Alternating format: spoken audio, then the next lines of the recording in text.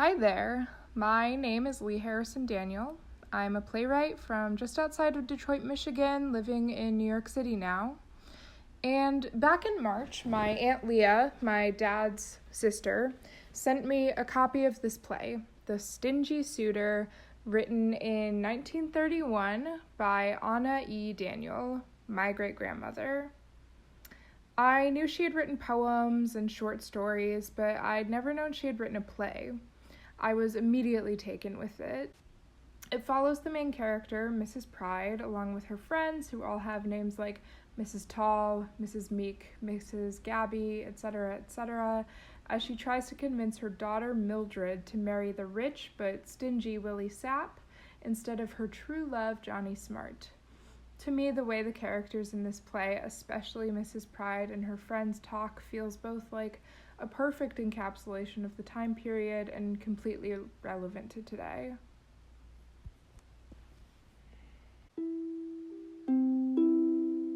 Well, I think you will all agree that the world of today is not what it used to be. Everything seems topsy-turvy. It's terrible the things one hears of nowadays.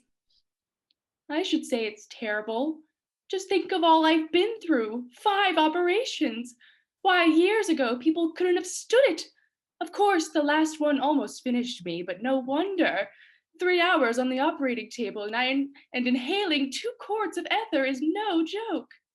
Yes, we've all heard that before, but I think Mrs. Gabby is quite right about times having changed.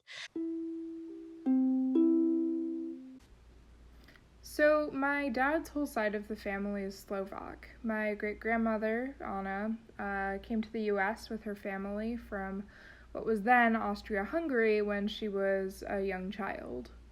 Something about this play that really struck me was how just generically American it felt, how little of that Slovak culture seemed to come through. So I sat down with my dad to talk about some of these questions I had. For her to want to do a piece of fiction or a play as opposed to just these narrative nonfiction things, that she would want to make it kind of generic American, so it would be perhaps more appealing to people. People weren't all that interested in, the immigrant experience, especially if they were living it. Just think, years ago you could have had a maid for almost nothing and get real work out of her too, but today they work only when they feel like it and demand such high wages that one can hardly afford to keep a maid. Well, I wouldn't want to be bothered with anyone. They never do the work the way it should be done anyway. I like to do my own housework. Oh dear, how very ambitious. Of course, if you would have had 5 operations, you couldn't be so active. I tire so easily. But after what I've been through, it's a wonder I'm still alive. I think that work is good for people. It keeps them from always thinking of their aches and pains. Yes, and it keeps people from becoming too fat. Nowadays, people go on diets, take all sorts of powders and pills just to keep thin. If they would work hard and eat less, they would be better off. Now look here, Mrs. Gabby. Don't be so hard on the fat people. Take me, for instance. I do all my own work, and you know that I have plenty to do, having such a large family. But the more I work, the hungrier I become, and the more I eat. Naturally, that doesn't make me any thinner, but I'd rather be a little stout than as thin as a beanpole. Now, I know you mean me when you say that. Well, keep your fat. I'm sure that I don't want it. I think there's nothing funnier than a fat woman all dressed up, especially if she is short and fat. She looks like a sack of potatoes in the middle. Ha, ha, ha. Is that so? Well, my idea of a comic Valentine is a tall, thin woman all dressed up. She looks just like a scarecrow. No shape at all. Clothes all look alike on a thin woman. Oh, you don't say so. I guess when I dress up, I look as good as you do any day. I've had many people compliment me on my fine figure. When people look at me, they at least see something. I'd say they get an eyeful. Ladies, now don't let's quarrel. It is so vulgar. The happy medium is always the best. Not too thin and not too fat. I think that I have the ideal figure. Of course, one has to take care of oneself and try to retain one's youthful appearance. Yes, I think you're right, Mrs. Pride. But a small woman always seems more youthful, don't you think so? She really has the advantage over all of the others because I am so small, people always take me for a chicken. If they don't look too closely, they may take you for a chicken, but you don't look any younger than the rest of us. Well, I like that.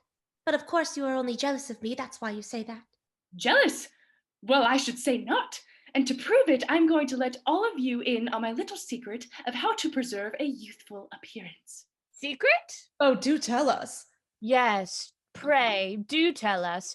Not that I need anything to maintain my youth, in as much as I have kept my youth pretty well, but my laundress is aging so fast that I would like to help her improve her appearance.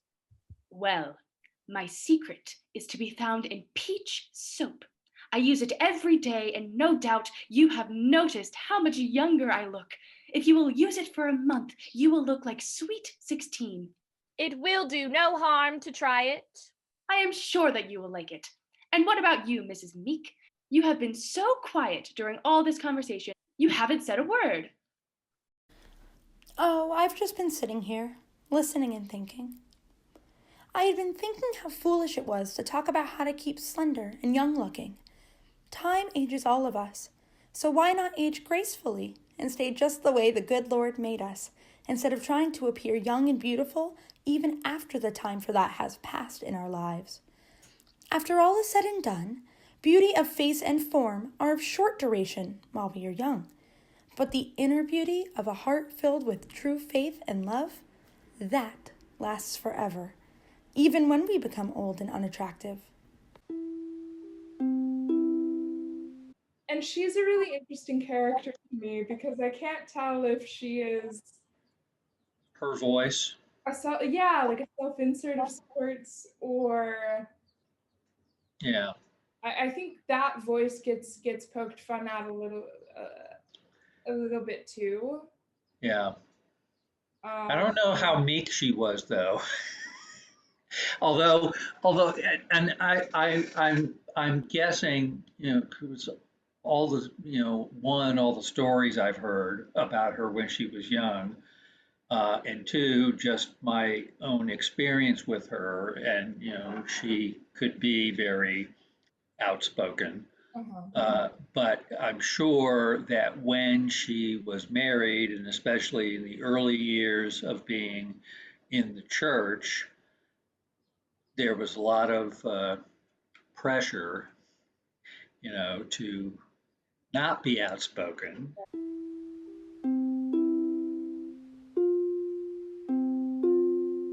Well, now that they are all gone, I may as well be leaving also. You know I wanted to be the last one to leave so that they wouldn't have the chance to talk about me. You know how they all like to talk. They certainly can't beat you. Oh, I guess we all had our say-so. It does us good to come together occasionally. Yes, we learn very much from each other. Now, Mrs. Pride, don't forget about the peach soap. Be sure to use it.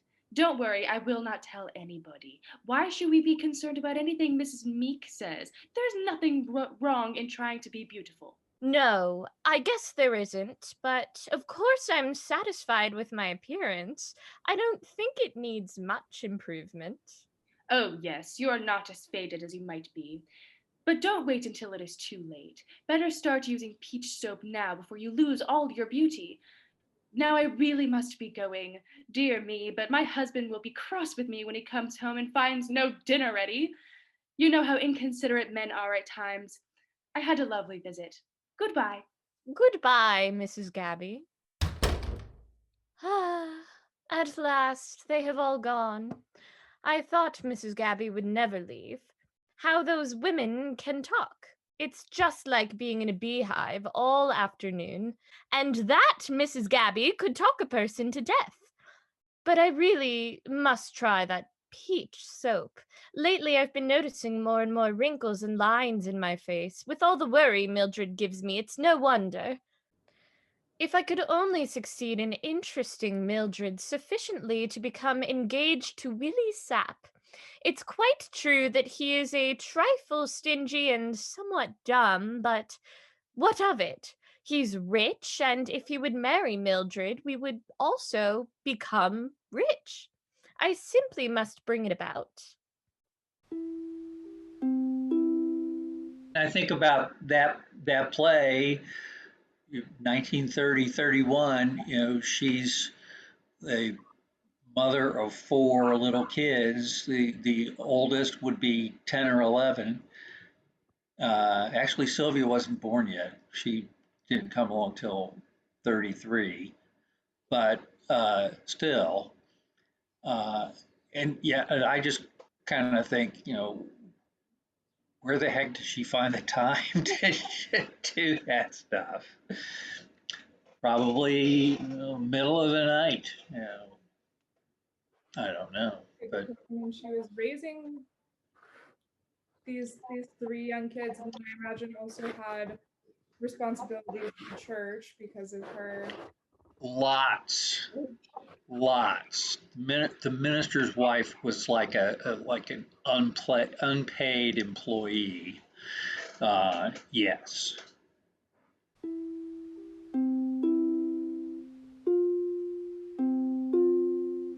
Hello, Mother. Jane says that you wish to see me. I was just dressing, for Johnny is coming this evening. Do I look well? Is Johnny Smart the only one you think of?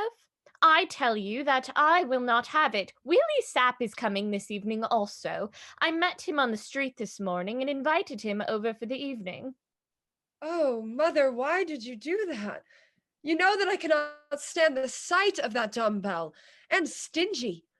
Last week, when he called on me, he brought me a package of chewing gum and offered me 1 stick of it. That's how generous he is. But think of all the money he has. What do I care about his money? That's what you say now, but in 10 years from now, you will talk differently. And what if he is stingy? That can easily be remedied. After you marry him, I'll handle the money, not he. He will not have a chance to be stingy. Please, Mother, don't even mention such things. Even though he had millions, still he wouldn't be like my Johnny. Your Johnny? So that's the way things stand. Now you listen to me, young lady. I'll never consent to you marrying Johnny Smart. When Willie comes this evening, I want you to be very pleasant to him, and if he asks to marry him, say yes, and then send him to me. Yes, but what about Johnny? Johnny can marry someone else. Stop crying and do as you're told. Such a disobedient child, as if I didn't know what's best for her. Oh, yes, I must not forget.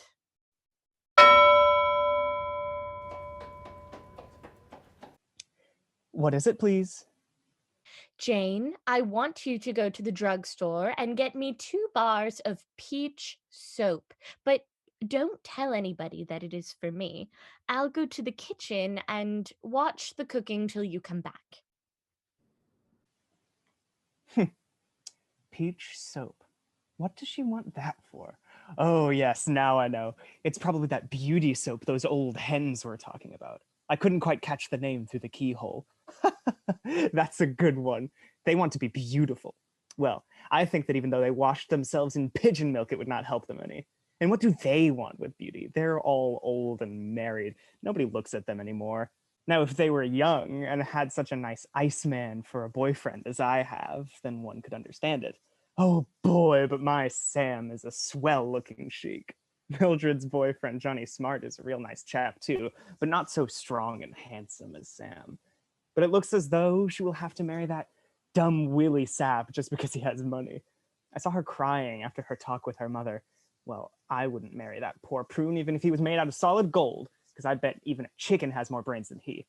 Oh boy, but I better stop chewing the rag and run to the drugstore, otherwise it'll be good night for Jane. For decades, centuries, that was a universal experience for women, who didn't get the same opportunities, as her brothers did growing up. It was just expected that, when you get to be 18, if you make it all the way through high school, and you're going to get married and have a family.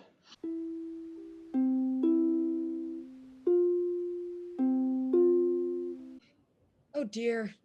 How will I ever tell Johnny not to come here anymore? If only Willie Sapp wouldn't come, but he will if Mother invited him. Whatever will I do? Oh, here comes someone. Hello, Mildred. How's the young lady this evening? Ah, my, but you are sweet to behold.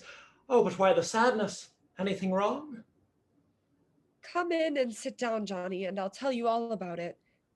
Oh, now brace up, dear. Things cannot be as bad as the expression on your face would seem to indicate. Why, you look as though you just lost your best friend. Well, I have. Or rather, I will lose him shortly. Why? What in the world do you mean? Just this, Johnny. Oh, it's so difficult to tell you, but I must do it somehow. Mother has forbidden me to see you again. You are not to call on me anymore. What? Oh, but that can't be true. What have I done to deserve that? Oh, it isn't anything that you have done. It's just that you are not wealthy, whereas Willie Sapp, who recently honored me by calling on me regularly, is rather wealthy in his own right. So there you have the story in a nutshell.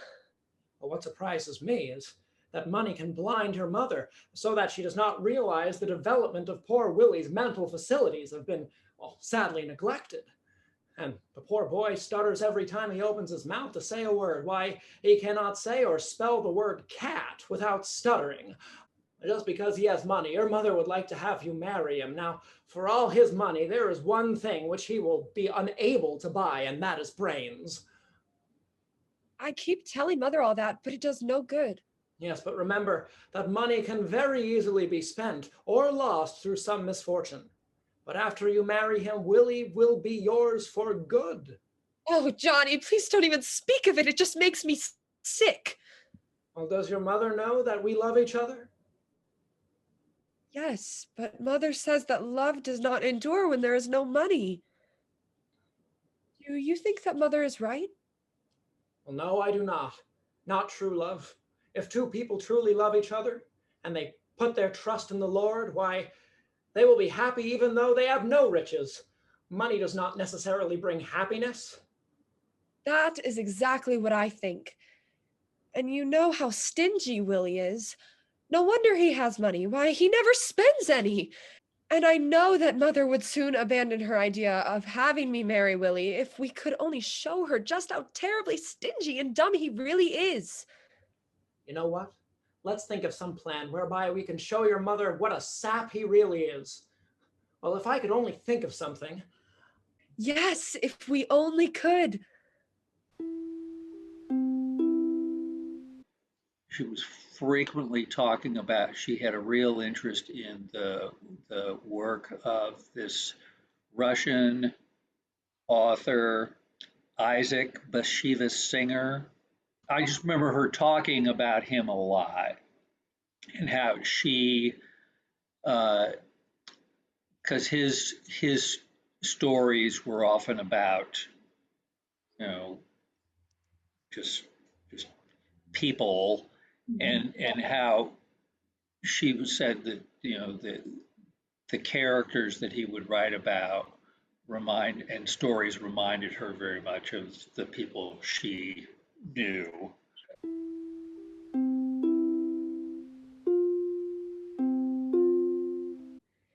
You know, Willie, that if you want to marry me, you must court me. Court you? What is that? Does it cost money? That means that you must call on me regularly, show me your preferences for me by bringing little gifts, also being nice to my family, especially being nice to my mother. Well, I brought you a sack of peanuts, didn't I? And you can give some to your mother and tell them I brought them for her, too. Oh, this tightwad. Yes, Willie, I'll do that. But there's something else I want you to do. As long as it won't cost too much, I'll do it. I don't believe in spending money. Oh, don't worry, it won't cost much. You see, Mother has a birthday this coming Sunday, and I am going to give her a surprise party. Now, I want you to come, too. Of course, everyone will bring a little gift. So I thought that if you would bring something too, that will put you in the good graces of my mother. A gift? Well, I might have known that it would cost money. Well, if it must be, it must. What shall I buy? I'll tell you, Willie. Buy 2 pieces of peach soap that Mother uses, and that will cost you only 50 cents. You can get it at the drugstore. 50 cents? That's a lot of money. But tell me, are you going to serve a lunch? Yes, there will be light refreshments for the guests. Well, I can save the 50 cents by not eating dinner on Sunday. Oh, I'm afraid that you will be rather hungry by the time the refreshments are served. Well, they'll taste much better if I'm real hungry. Only I hope you will have plenty. Well, I guess I'll be going. I don't believe in staying up late. You know, you have to use light, and electricity costs money. So you'd better go to bed too, Mildred. It's no use being extravagant. What wouldn't I like to do to him? Now, don't forget about Sunday. Come about 2:30 in the afternoon. All right, I'll come. Don't forget the refreshments. Good night, Mildred.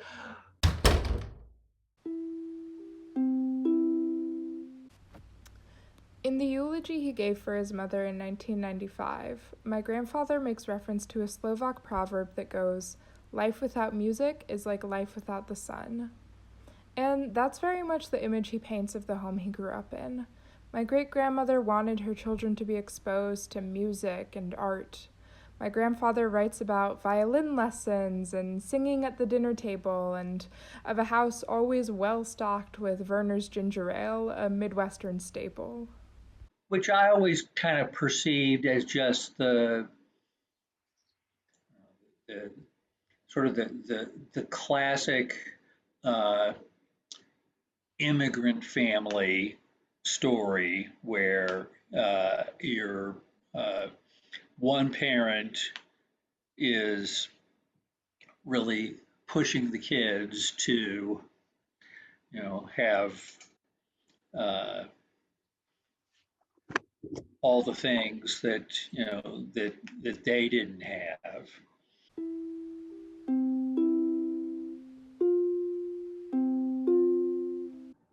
Oh, I almost forgot. I think that the gentlemen are also anxious to offer their gifts and congratulations. Dear Mrs. Pride, please accept my heartiest congratulations on your birthday. May you live to have many, many more, and each happier than the last. And as a token of my great esteem, please accept these small gifts. Oh, thank you, Mr. Smart. I'm afraid that you've been rather extravagant. Oh, not at all. And someday I hope to be able to give both you and Miss Mildred much more than that. And now, last but not least, we still have Mr. Sapp with us. Come, Mr. Sapp, and offer your congratulations. But I'm full. Yes, it was worth coming, even if it did cost me money. But where is my package? Here it is. Here you are, Mrs. Pride. Thank you, Willie. Why? What does this mean? What is this? It is soap. Can't you see? I was to buy some kind of peach soap, but that cost 50 cents for 2 pieces. And there you have 10 pieces for only 39 cents. And I heard that P&G soap makes old things look like new. And so I thought that was just what you need. And I saved 11 cents. Oh, this is rich. Why, you idiot. Don't you know that P&G soap is laundry soap? It makes laundry look new. But it is not for the face. Well, it doesn't make much difference what you do with your face anymore. So, now I see just what you are, a brainless tightwad. Here you come and fill yourself up on our cakes till you are ready to burst them. What is the use? And to think that I wanted you for a son-in-law. Well, thank goodness my eyes have been opened. There is the door. Make yourself scarce. Next time go and find some other place to get a free lunch. Now go! Well, I never. Did you ever see such a stingy fellow in all your life? No wonder he has money. He holds onto it so hard you cannot pry it loose from him with a crowbar. I'll bet he would starve his wife to save a little money. Well, some people could stand a little starving. But P&G soap? I laughed so hard. I hope it won't bring on one of my attacks. I couldn't stand another operation. I was never so humiliated in all my life. I'm still trembling from anger. But I wonder what possessed him to buy P&G soap.